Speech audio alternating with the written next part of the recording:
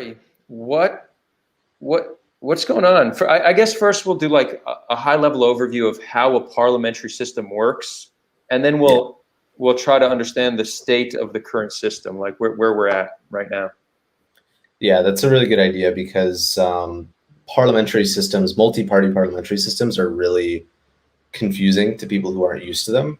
And I guess the frame of reference, the point of comparison here that we're kind of thinking about in the back of our minds is like the American system, where even though it's not written down that it's two-party, it seems a lot simpler. You have what are called single member districts and first past the post and things like that are really complicated political science ways of saying things like, if you get 51% of the vote, then you win the whole, election, even if, it's only a very slim majority. So in Israel, we have a parliamentary system, a multi-party parliamentary system, which is very different from that.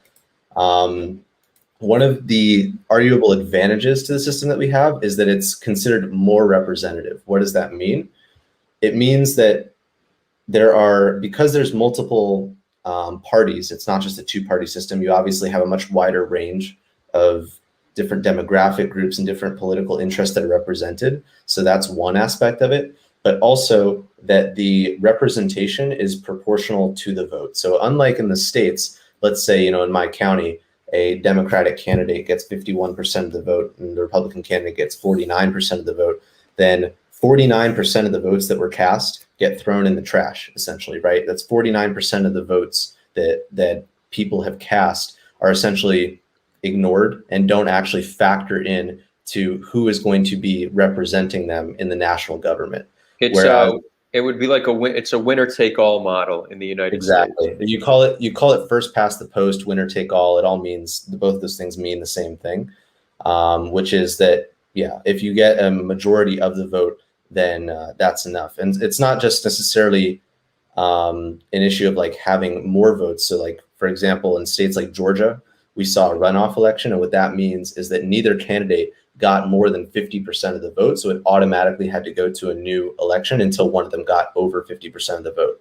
So that can be, it really depends on what the election laws are. And in the states, it's really confusing because you have the election laws for federal elections are often set by states, which is good and bad. But this is Israel. It's a much smaller country. It's not a federated system, and it's not divided into voting districts. The whole country is one voting district. It's not based on geographic representation, but it's based on party representation. And what we have is what's called a party list proportional representation and what's a closed list method. What does that mean? It means that when I go to the ballot box to vote, I'm not voting for an individual. I'm voting for a party, and that party has a list of people in it. So let's say we're looking at a party like Likud. So the Likud is a party that I'm voting for, led by Benjamin Netanyahu, and then the number 2, number 3. By the way, just to clarify, this is an example. I'm not saying that like I necessarily am voting for Bibi. I don't want to shoot my credibility in the foot right away. Not that there's anything wrong with voting for clearly people love doing it. So more power to them. Yeah. So when I go to vote, unlike in the States where, you go to a ballot box and it's like, do you want Joe Biden as president, Kamala Harris as president, Donald Trump as president, Mike Pence as vice president, things like that. Instead of voting for those individuals, you vote for the party, and then the party has a list of candidates.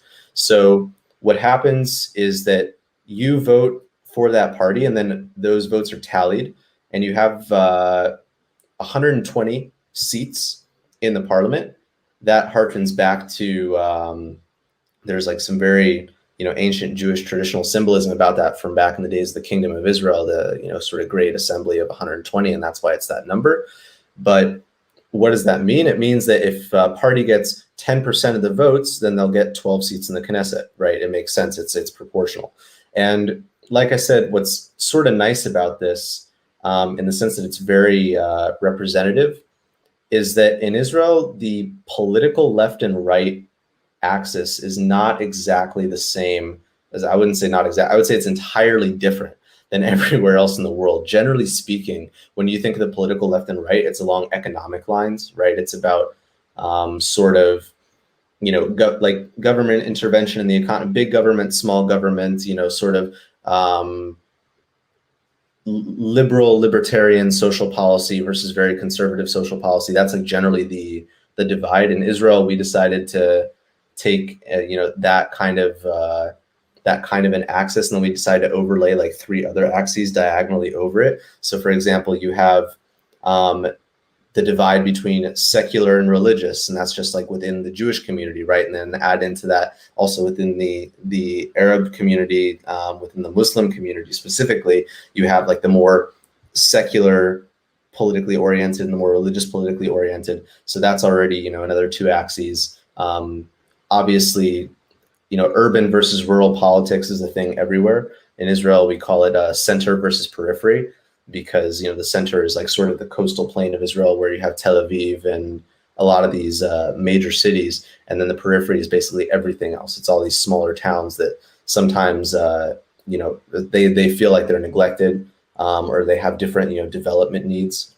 So that's another divide that's very common. And then probably the most prominent left-right divide, when we say left-right in Israel, generally speaking, we're talking about in relation to the Israeli-Palestinian conflict. Left being sort of, I would say, a very conciliatory, peace-first approach. I wouldn't say like, if you take it to the logical extreme, obviously it becomes peace at any price. Whereas, if you go to the right, then it's like much more hardline, hawkish. And then if you take it to its extreme, it's that, no such thing as peace, only absolute victory, that kind of thing in regard to the Israeli-Palestinian conflict. So you can already see that when we say left-right in Israel, it gets really confusing. That divide isn't necessarily clear. And especially because you have a lot of different overlap. I guess I want to interject something, because I never thought about this. You're right that is the most prominent axis, but it's not like the people demand some coherent policy. They just want to kind of know. It's almost just they want the rhetoric to match what makes them feel good. So it's not that the constituents don't demand an actual plan, like a coherent plan for the Israel-Palestine conflict. They just want to know that the words you're saying sound good to them, and that is what appeals to them essentially. Would you agree with that? I'd say yes and no, because what's really interesting is that different demographics in Israeli society have different expectations of political parties. So what does this mean? Like, some parties have a really clear platform, and in that platform, they prioritize, let's say, internal socioeconomic domestic issues. So there's like a very clear action plan and list of priorities in regard to that. And like you said, in regard to the conflict, it's sort of like, very general language about like, right, yes, in favor of a 2-state solution, and like open to the possibility of this, this, and this, provided that that the dialogue exists and there's a partner and it's fruitful and whatever. But at the end of the day, most Israelis are not voting for a party based on how they think they're going to handle the Israeli-Palestinian conflict, because a lot of Israelis, especially since a lot of security infrastructure has been built and the intelligence community has gotten a lot more advanced in its capabilities, and we've sort of been able to limit the threat and the sort of immediacy of the conflict in the lives of most Israelis. A lot of people can sort of put it on the back burner as a policy priority compared to economic well-being, compared to let's say equality under the law, which is a big one. We can get into like some of the differences between the parties and the policy issues later on. But overall, the system is designed that you have all of these different parties that cut across all these different dimensions. Usually an average election, you'll have anywhere from 15 to 20 parties running an election, and it will result in 10 to 12 parties making it into the Knesset. What does that mean? You have a threshold. You have an electoral threshold where if a party doesn't get at least 3.25% of the vote, if it doesn't represent at least 3.25% of the Israeli populace, then it does not cross the threshold, and it's sort of like nullified, and the calculation is done without that party in the mix.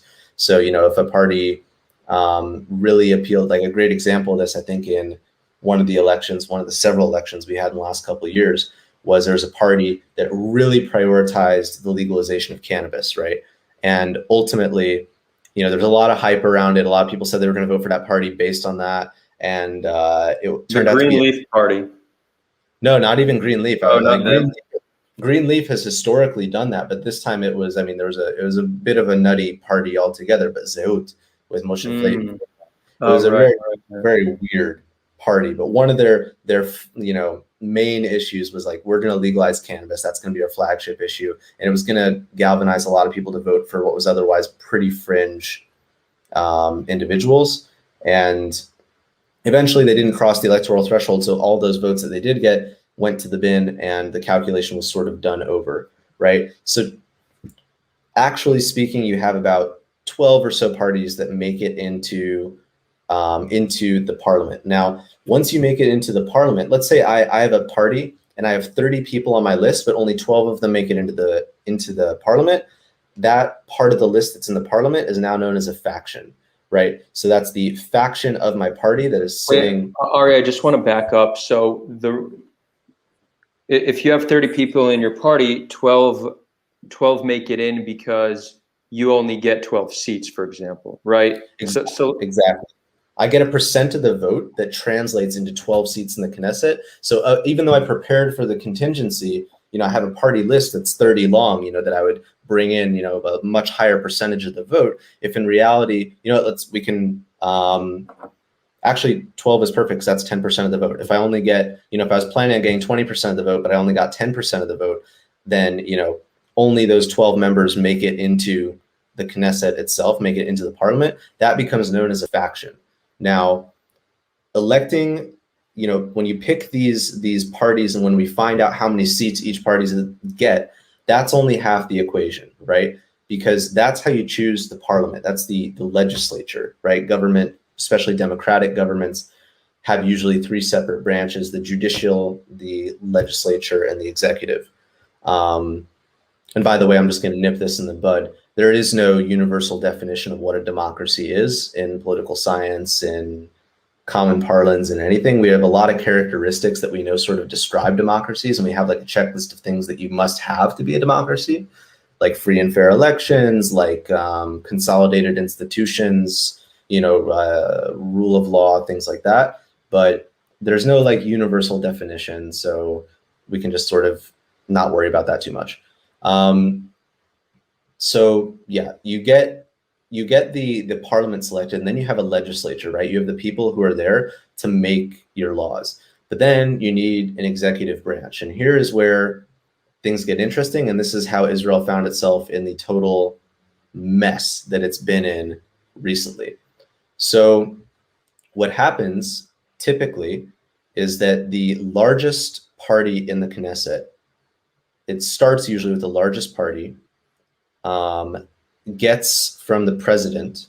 In Israel, we have a president who's mostly a ceremonial role, and there's very few actual political functions that it serves. In this case, the Queen of England. Yeah, exactly. I compared a lot to the Queen of England actually because, when for anyone who watches The Crown, right? When a new prime minister comes in, they go to Buckingham Palace and they say, I'm here to form a government in your name. It's kind of like that, a lot less formal because Israelis don't know how to do anything formal. Right. So the president typically goes to the leader of the largest party in the Knesset and says to them, I'm giving you a mandate of 30 days. It's usually around 30 days, anywhere from 25 to 30 days to form a government. And then this is where it gets really interesting.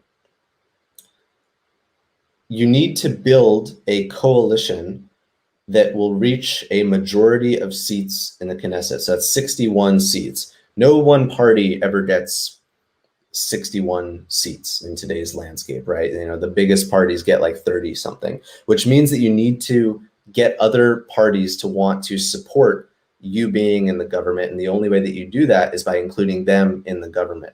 So what happens is you have all of these different ministries, right? These branches of the executive, the foreign ministry, the finance ministry, the ministry of defense, the ministry of internal security. And these smaller parties, because they're so crucial to you forming a government, are able to negotiate with you. And there's a lot of back and forth about who wants what ministries, right? So let's say that I am a party that is mostly secular, mostly economically oriented. A lot of my constituents live in the periphery, are agricultural in their interests, like that's their main source of income. So it might be really important for me to have, the Ministry of Agriculture portfolio. And to the largest party in the Knesset, that might not matter so much, right? They want the big stuff. They want prime minister, minister of defense, foreign minister, things like that. So I can negotiate and I can say, okay, we'll join your coalition, we'll form your government in exchange for this portfolio. So what you've had a lot of, this gets us into the weird situation we're in today, what you've had a lot of until now is, without diving too deep into the personal baggage of Netanyahu, unless we really want to get into it, is an inability of parties to compromise and negotiate and form governments that are stable and that can work in the long term, because these parties have a lot of competing interests and because of a lot of very specific social issues and what you call in political science, social cleavages between the different groups. So for example, if you have a party that is right-wing on security / Israeli-Palestinian conflict, but it's pretty secular in its nature, and in that same coalition, they're sitting with ultra-Orthodox Jewish parties that are doing things that the other party doesn't like, or more importantly, the constituents of that other party doesn't like, it puts them in a really weird position because they're sitting in a government, they're supporting the continued existence of a government that is not serving their constituents or serving against the interests of those constituents. So things like that are what lead to a collapse of a coalition. And it's actually a very simple process when it gets down to it, like once we get past the negotiation and everything. Because once you've made a coalition agreement, you simply go to the president and you say, here, I've made a coalition agreement within the time frame that you gave me, and I think it's within a week that is supposed to be sworn into the government. And then you have a government, and then whenever that doesn't work out for people anymore, whenever people are unhappy with it, they simply have a vote in the parliament, and it's a vote of confidence. So right, if you've built a coalition that has like 63 votes and there's a party with 12 votes in it, and they're not really happy being in the coalition anymore because it's not working for them, all someone has to do is call a vote in the parliament of, is there still confidence in this government? And as long as one of those parties pulls out and they don't have 61 anymore to form that government, then new elections are called and things start over, which is what we've been doing over and over here for a variety of reasons. So in general, that's how the system works. In practice, there are certain ministerial portfolios and legacy parties and things that are really embedded in the Israeli political culture that we can pick apart and dive into if we're interested in. I think that maybe the stuff about Netanyahu and Lapid and Bennett and Abbas and these really key power players might be worth it if you're interested. Yeah, we could get into it. We could get into the current landscape. Gotcha. So I would just start by saying that Netanyahu is the longest serving prime minister in Israel's history, which is pretty impressive considering that it was basically a one-party state from 1948 to 1977. And that party wasn't the Likud, it wasn't Netanyahu's party, it was what was then Mapai, which then became Avoda, which in English is Labor. So it's very comparable to what you would find in a Labor Party in other, European democracies in terms of their social policy. Entirely secular in terms of their orientation on social issues, more on the socialist and welfare, state-sponsored welfare side of things, more carefully regulated economy. That was sort of the party that was really in control from Israel's founding until 1977, when the Likud, the party that Netanyahu is now representing, at that time in 77 was represented by Menachem Begin, was able to finally mobilize and win an election. And the way that they did it was actually very interesting, because what happened was the Labor Party was predominantly, white, like Ashkenazi Jews from Europe, who were pretty secular, who had a pretty European understanding of like how they wanted things to look, who, let's face it, were not exactly welcoming and sometimes just flat out like racist toward Jews of not European descent, which at that point in Israel was a huge number, right? We had something like 850,000, Jews from around the Middle East that were displaced and ended up coming to